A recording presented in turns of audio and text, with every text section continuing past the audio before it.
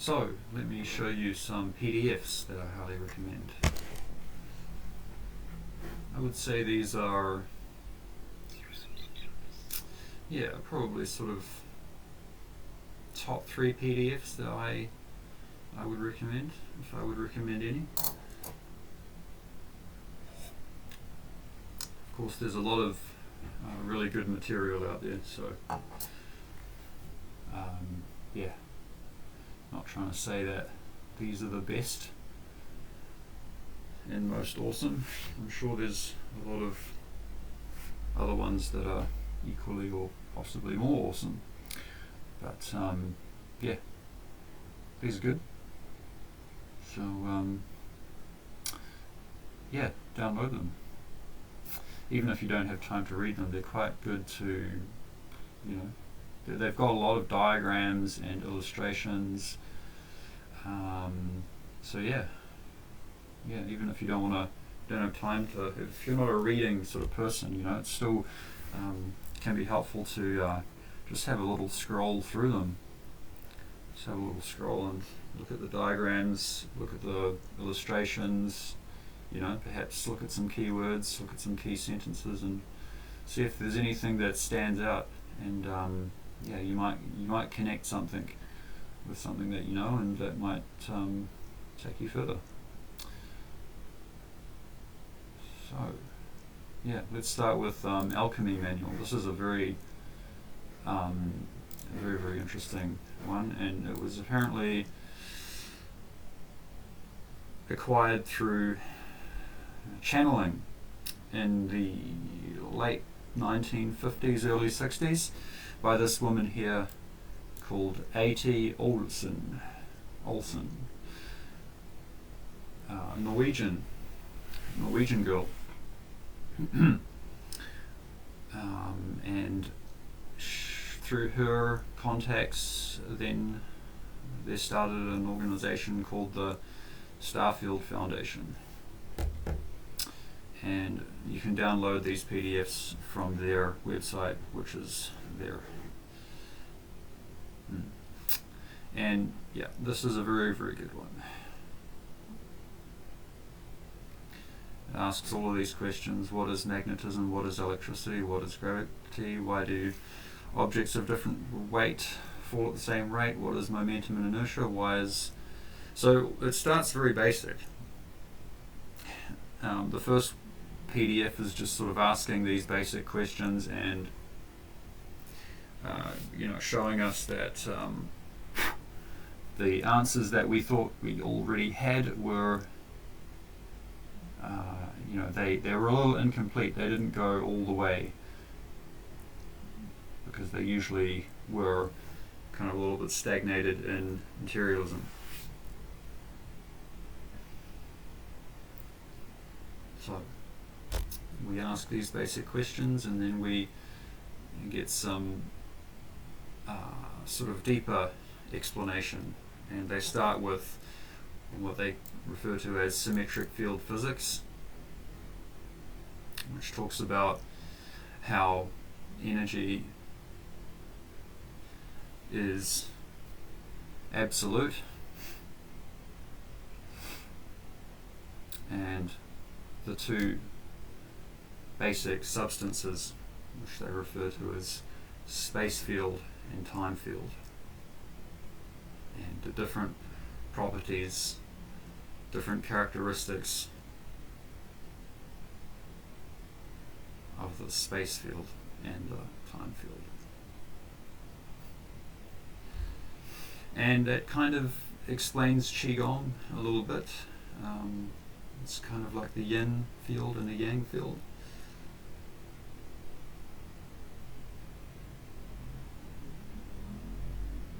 So and then it goes into what it refers to as corpuscles, which are the smallest possible, they are the substrate. They form the substrate of our existence. Like if you think about instantaneous action at a distance, where you have two objects at a very long distance apart, and one object moves and then all of a sudden the other object moves in direct response with no time lag, you know, just instantaneous action at a distance. So the corpuscles are the substrate in between which reflect that signal from one end to the other and allow instantaneous action at a distance.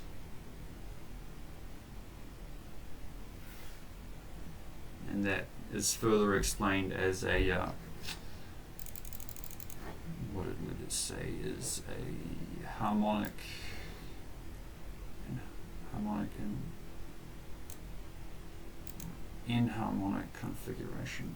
Yeah, so the corpuscles in any harmonic or inharmonic configuration. Yeah, it's talking about, so the corpuscles are like a they're an octave. They're a vibration. Different corpuscles will be at different vibrations. I think they may even have standing waves within them.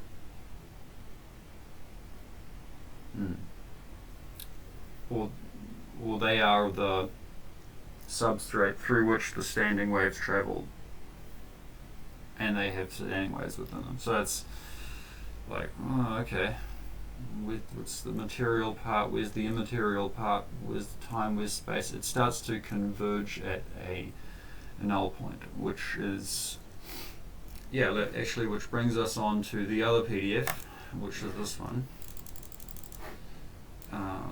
which is called, yeah, it's up the top there, Teleportation, Free Energy, Time Travel .pdf. This one's very interesting. It's a PDF written by a dude who is now a aerospace engineer in the American Space Force. He's an aerospace engineer who works for the Space Force right now. And he wrote this PDF, which is all about, yep, teleportation, free energy, time travel, and also, of course, anti-gravity, because if you can control gravity, well, then you can control time.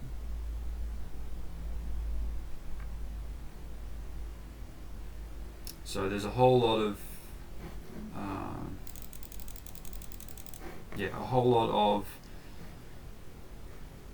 me just so many patents in here which detail physics behind it, which is basically hyperspace physics. Hyperspace physics is what you would call it. And of course there's also a little bit of no, there's not really that much particle physics in here actually. It's just very straightforward equations. See, like, look at the equations. They're just, you know, yeah, different proportions. Okay, using some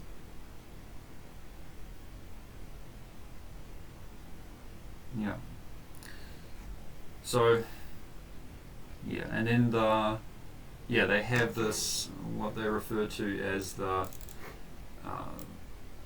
correlation. This is very important. This is basically the key to understanding this whole, all the equations in this whole PDF, is understanding this, which is the correlation of electromagnetic to gravitational. So we basically have the electromagnetic and if we understand all the basic units and all the energies within electromagnetic, and their measurements and their proportionality to each other,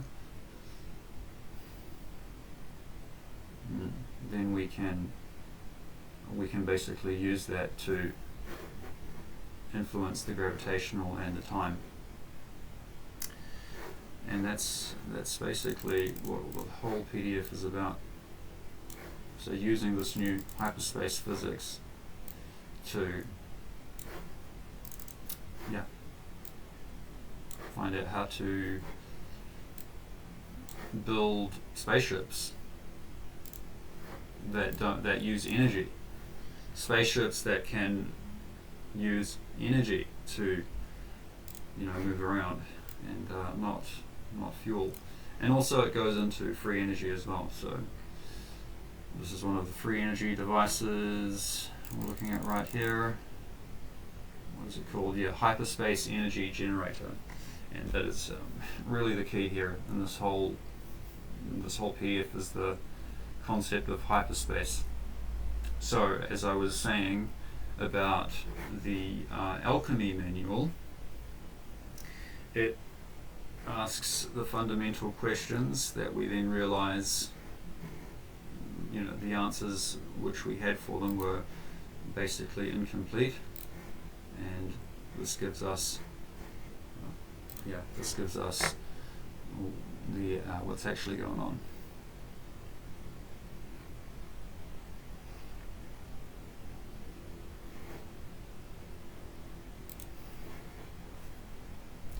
But of course we then find out about this angle, this Kybalion angle, which is the way that which is the fundamental mechanic behind the inertial yin field time closure. There's this wobble when we start to think about, well, where's the time, where's the space, where's the mass, where's the inertia?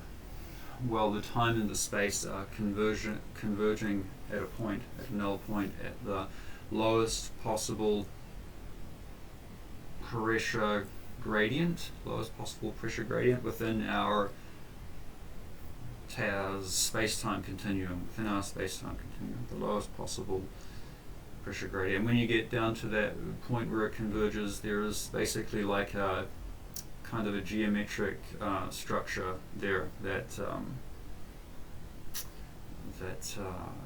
acts as a intermediary, kind of an interdimensional sort of boundary or definition. Yeah, transition point, something like that. But the 0 point gradient of this field has this structure, this geometric structure, which is like two pyramids connected at a point. But it goes deep into that later on in this PDF. It goes into that about how there's this structure.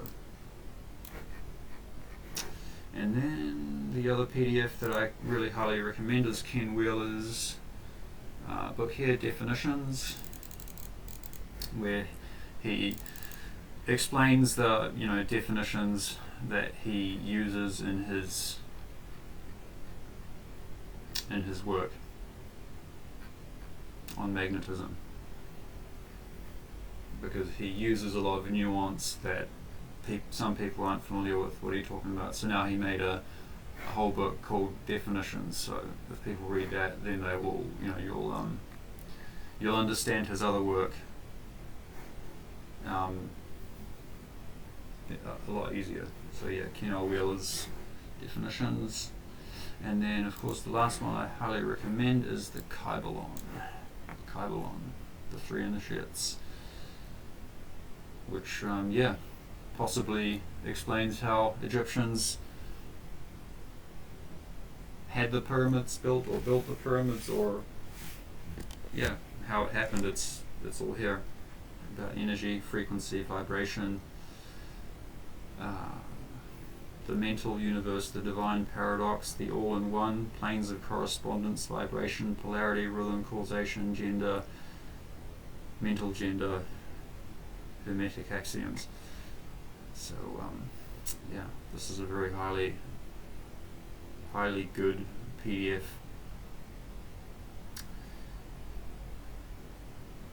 about the alchemy from Egypt. And a lot of this, of course, was definitely had some impact on Christianity, on Islam, on everything, all religions. All religions drew on alchemical knowledge to some degree. They couldn't exist without it. And this was the real, way to not necessarily worship God and have God rule over us, as we're basically taught that's what religion is saying. That's kind of actually a control mechanism that the elites who understood alchemy and understood, this kind of knowledge, because they understood that, of course they knew they could leverage that, so of course they did. And it's not necessarily for completely nefarious purposes, it's also, whatever. Think what you will, do what you will, but yes. Christian scriptures, here we go. Even to this day, we use the term hermetic in the sense of secret, sealed, so that nothing can escape, etc. And this by reason of the fact that the followers of Hermes always observed the principles of secrecy in their teachings. They did not believe in casting pearls before swine, but rather held to the teaching, milk for babies, meat for strong men, both of which maxims are familiar to readers of the Christian scriptures, but both of which have been used by Egyptians for centuries before the Christian era. And this policy of careful dissemination of the truth has always characterized the Hermetics, even unto the present day. The Hermetic teachings are to be found in all lands and among all religions, but never identified with any particular country, nor with any particular religious sect. This because of the warning of the ancient teachers against allowing the secret doctrine to become crystallized into a creed. The wisdom of this caution is apparent to all students of history. The ancient occultism of India and Persia degenerated and was largely lost, owing to the fact that the teachers became priests, and so mixed theology with philosophy. The result being that the occultism of India and Persia had been gradually lost, and amidst the mass of religious superstition, cults, creeds, and gods, so it was with ancient Greece and Rome. So it was with the Hermetic teachings of the Gnostics and early Christians, which were lost at the time of Constantine, whose iron hand smothered philosophy with the blanket of theology, losing to the Christian church that which was the very essence and spirit, and causing it to grope throughout several centuries before it found the way back to its ancient faith. The indications apparent to all careful observers of this 20th century being that the church is now struggling to get back to its ancient mystic teachings.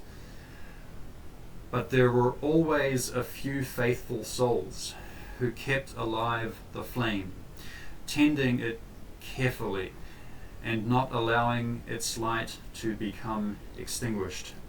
And thanks to these staunch hearts and fearless minds, with the truth still with us, but it is not found in books to any great extent. It has been passed along from master to student, from initiate to hierophant, from lip to ear. When it was written down at all, its meaning was veiled in terms of alchemy and astrology, so that only those possessing the key could read it aright.